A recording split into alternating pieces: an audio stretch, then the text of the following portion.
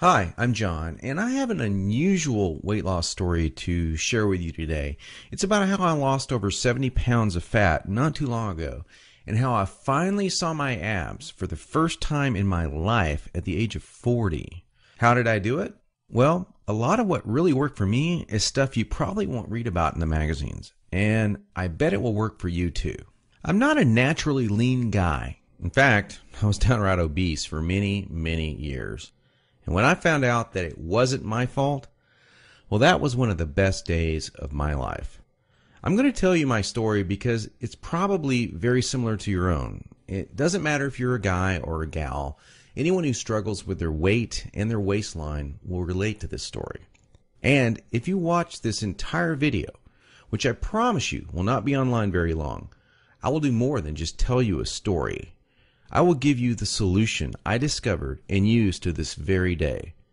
Again, this video will not be up forever, so please watch it while you can. If you're anything like me, you've probably been beating your head against the wall for years, maybe even decades, all because you do not have that flat, firm stomach you long for. I remember the first time I saw a gal go from being really overweight to having a super firm, tight waistline. I knew Susan was working out, and she was always in and out of the gym in about 20 or 30 minutes. But after a few months, I really began to notice more than just her workouts. I noticed her super firm waistline. Susan was wearing a workout outfit that showed the rest of the gym what she did. She got the fat off, and boy, was it sexy. That just made me want to go home and do 1,000 setups.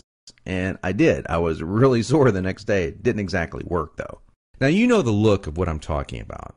Hardly any fat around the waist, great lines of tasteful muscle tone where most people carry those rolls of flab. And when Susan tucked in her shirt, nothing hung over her belt. And that's not all. Here's what struck me as very strange. Susan never did setups. She never worked her abs in the gym. She was always working out, but I never once saw her do so much as even look at her abs. Now, many years later, as my stomach grew from a soft 33 inches to an obese 48 inches, I started remembering that first encounter with a fantastic set of abs. And you know what I did? I blamed it all on Susan's genetics. She probably used to be in great shape. That was the only answer. At least that's what I kept telling myself. And you know what? That wasn't the truth. Susan had average genetics at best. Sure, she worked at it. But come on. I was lying to myself. Now, I'm